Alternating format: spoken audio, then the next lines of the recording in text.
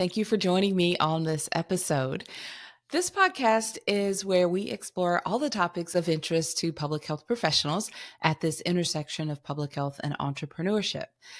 My name is Dr. Charlotte Huntley, and I'm really excited that you've decided to tune into this episode. It really means a lot to me that you make the decision to hang out with me for a few minutes and see what I have to say about this topic under this umbrella of public health entrepreneurship. So again, my name is Dr. Charlotte Huntley. I'm thrilled that you're here. I'm a public health entrepreneur with well over 20 years of experience in both healthcare and public health, and I've supported many entrepreneurs along the way. I've also been podcasting since 2017. So although this podcast is relatively new, I've been podcasting for quite a while. This episode is going to focus on the topic of public health masterminds. Really, what is a mastermind group? I thought it would give us an opportunity to chat about it.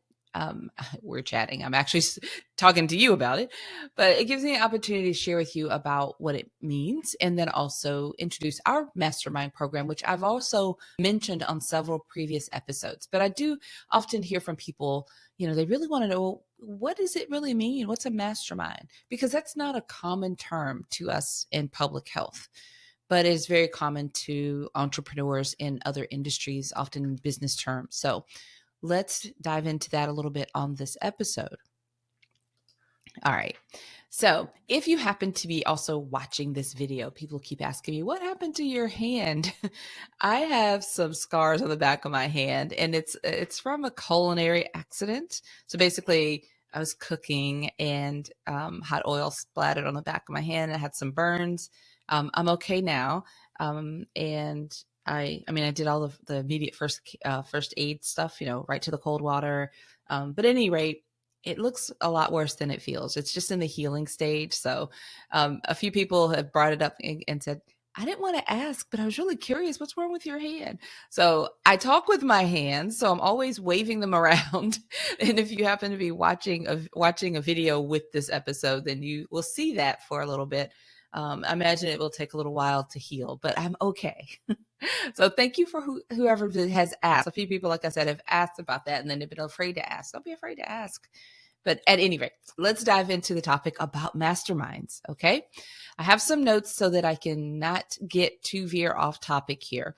But essentially, a mastermind group is a collaborative group. So it's a network. You can think of it as a network of individuals. It's usually a relatively small group, or it breaks out into smaller groups, but it's within a certain field. It could be niche down. We could say public health mastermind would be a mastermind of public health entrepreneurs or public health leaders.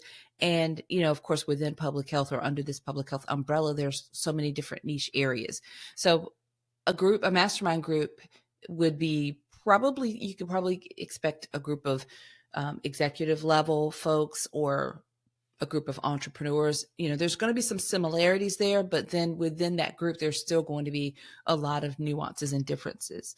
And the purpose is really coming together to share knowledge, resources, really support each other. Sometimes you need a space where you can meet with your peers and it feels a little bit safer, especially if you're a higher executive level or leadership level, or as entrepreneurs, there are not as many people who are walking this journey. So we need to be around those who where we can share some ideas and other people can relate to where we are in the stage of entrepreneurship or executive leadership, whatever your kind of niche area is, or the type of mastermind group.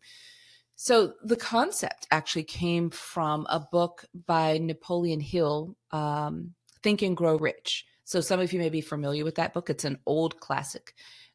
And so the concept of mastermind group came from Napoleon Hill in that book.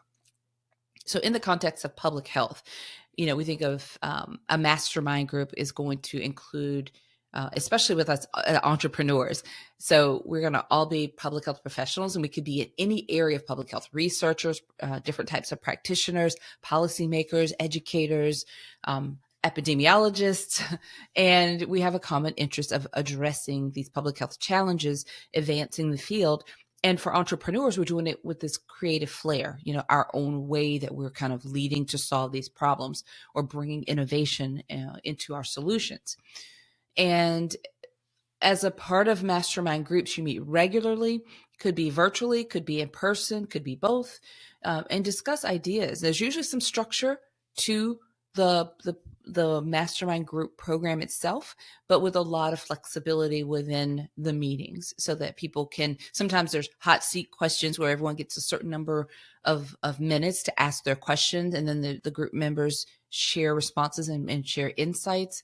Again, this can be housed and can be conducted virtually and in person, or a combination of the two. At this stage of the game, all of us are familiar with the benefits of how we can use technology and work virtually, as well as the good old-fashioned in-person meetings.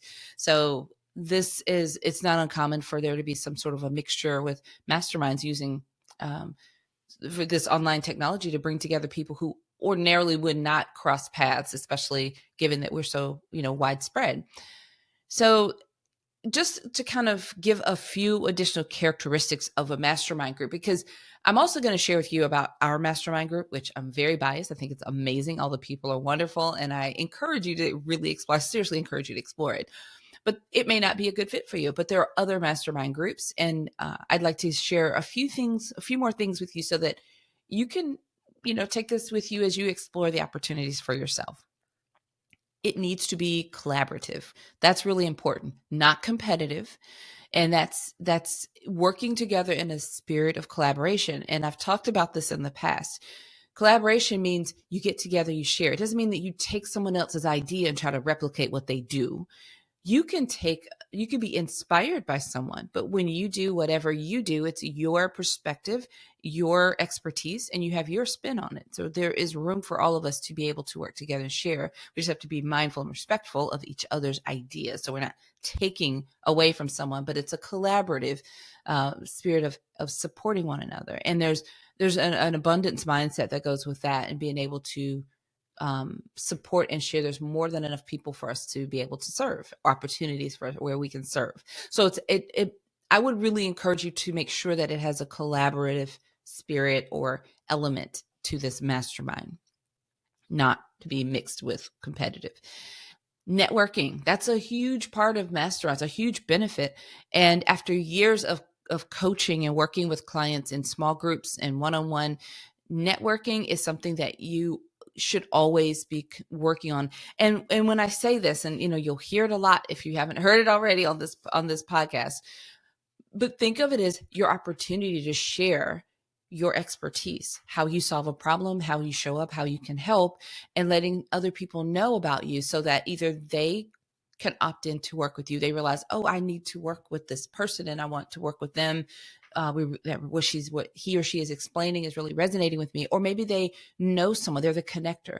They connect you with another opportunity or bring those resources to you. So networking is an opportunity to not only share about what you do and be excited about that, but be genuinely excited about learning about other people and what they're doing and what they're offering through their services, so that you may be a client for them, or you may be able to connect them with resources. I've done that so many times. It's a natural, when I work with clients and I get to know them, it's natural for me to want to connect them.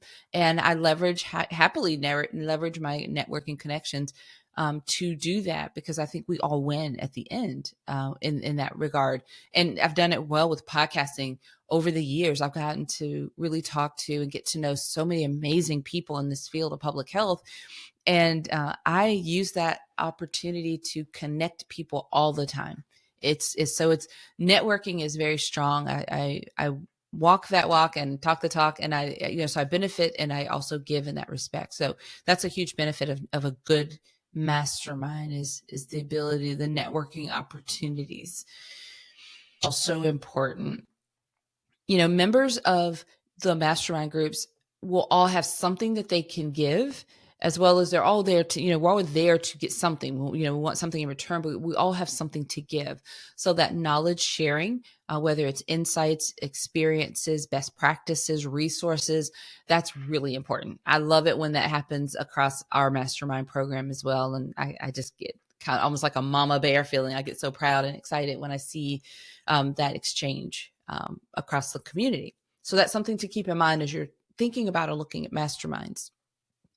Professional development is another thing you want to consider. Like those are benefits, and there should be opportunities for professional development where you get to work on your business, not in your business. And if you haven't heard that phrase, you'll hear it a lot as you continue on. But what it means is not to get caught up in the tasks and the work, but also step back and be the visionary. Where are we going with this business? Are we on target to meet our goals? Do we have clear goals? Do we need to refine those goals? So all of those things that work on your business, what's the strategy for next quarter and next year and things like that.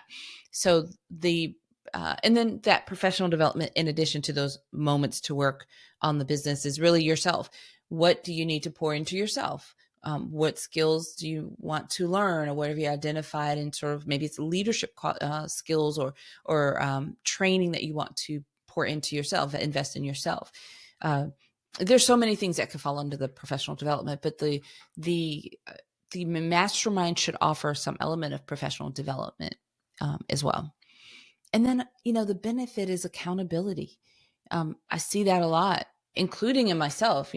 We as entrepreneurs, and you get into this circle with your mastermind group and you start vocalizing your goal and your vision and what you want to do, your mastermind group members are going to hold you accountable, and not in a negative way, but in a positive way, to help make sure that they're supporting you and your vision and where you're going. If it's no more than asking about, what about that thing that you mentioned, last meeting, you said you were going to work on, how's that coming along? That level of accountability is huge. So we have a lot of that in our program as well. And you should look for those sort of qualities in a mastermind program, my recommendations. So I'm going to, again, if you're watching this video, then you get an extra benefit of being of the visual. But I'd like to just let you know where you can learn more about our mastermind program. And it is, if you visit our website, which is publichealthentrepreneurs.com, and once you're there, click on Mastermind from the top, and that takes you to our Mastermind Public Health Entrepreneurs Mastermind Group Program. And if you're watching this video, you see them sharing my screen to show you what it looks like when you're there. At the top, it says Supporting Public Health Entrepreneurs. And this page, I'm not going to read from it on this episode, but I encourage you to go to our website and take a few moments and review the page.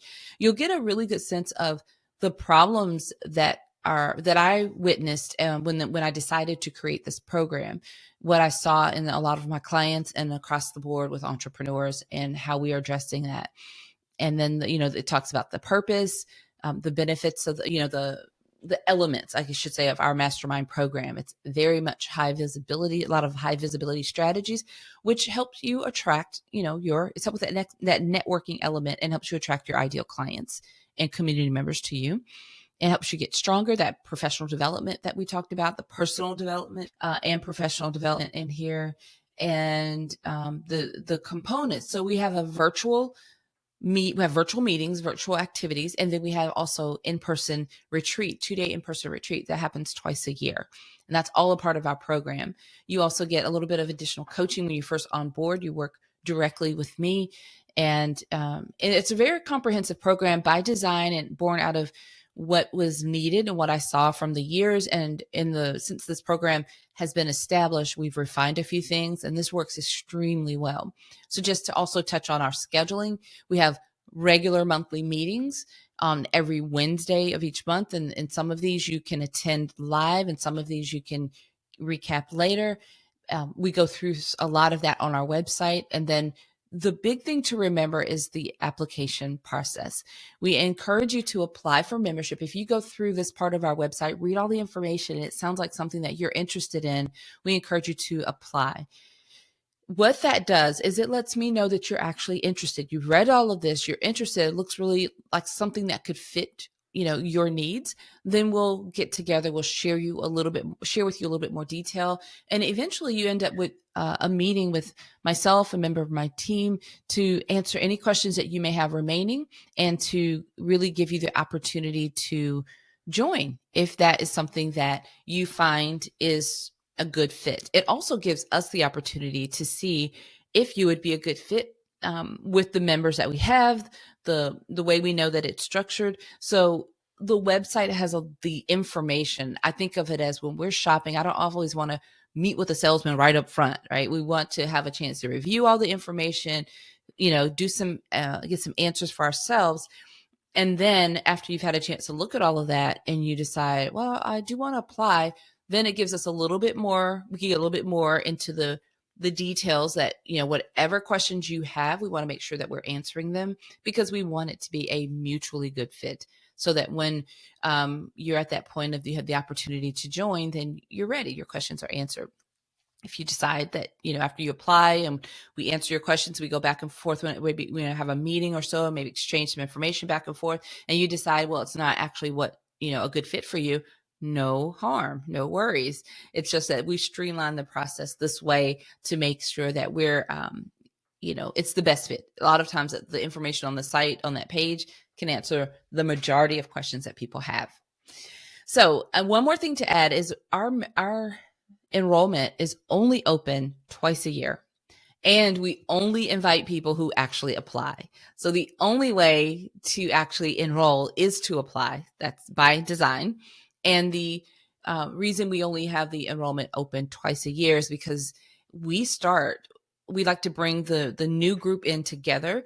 We onboard, we take very good care of everyone to get familiar with the whole process and the scheduling and everyone. And then we introduce everyone to our online community. And then we begin the process of preparing for our retreat several months down the road. So we have a really defined, well-organized system for this. And we just focus our attention, reduce the distractions of having members constantly coming at different times, but we kind of design it so that we can onboard a group at one time, and kind of take them through the process. And so the 2 times a year is June and December, just so that you know that. And I'll be sharing a little bit about this. So depending on when you're listening to this episode now, then you have the opportunity to apply and potentially meet, because this episode is being released in May. So that means that if you're listening now and you want to apply, then we will have an opportunity to meet with you, discuss, and then we can share with you the details and the schedule over some time with no pressure. And then if it's a good fit, then you would be able to enroll and onboard in June for our July cohort. That's how that would work. Anytime after that, then I would still encourage you to apply. We communicate through, in the back end over the months. And then when the next enrollment period comes at the end of the year, it's something you could plan for. You'll be able to apply and onboard in December for our cohort that kicks off at the first of the year. Okay. I wanted to make sure I took some time to explain several months. Like I said, depending on when people are listening to these episodes, the timing will be a little different, but the enrollment, we always onboard in June and December for each of the next cohorts. So we're on board in June for the July cohort that starts, and then we onboard in December for the cohort that starts at the first of the year. Okay. Well, we could give you more reminders and so forth on the upcoming episodes, but this episode was an opportunity to dive a little more deeply into the program, because as I share on these episodes and I talk about our Mastermind program, I don't mean to just be so vague and dropping these little examples. I wanted to have one episode that I could refer back to so that you could hear more detail as I continue to share stories here and there about our program. All right. So as we wrap up this episode, I will ask you, of course, to help us share the podcast. You can share our website. Maybe you're listening and maybe you're curious for yourself, but you may look at our website and read about the Mastermind program and think of someone else who also may be interested. We ask you to share that our website with your friends, your colleagues. So publichealthentrepreneurs.com, and just click on Mastermind for the Mastermind program. Or while you're there, you could click on podcast for all the show notes, and also all of the previous episodes of the podcast, and as well as how the links to connect to our podcast apps. So we have everything in one spot. So please help us out by just sharing our website. That will be a wonderful way to help support this podcast and help us, encourage us to continue to make these episodes available to you. Whichever you do, whether it's the website, the Mastermind application, the podcast you're sharing, we appreciate your support. All right, everyone. Until next time, have a fantastic rest of your day.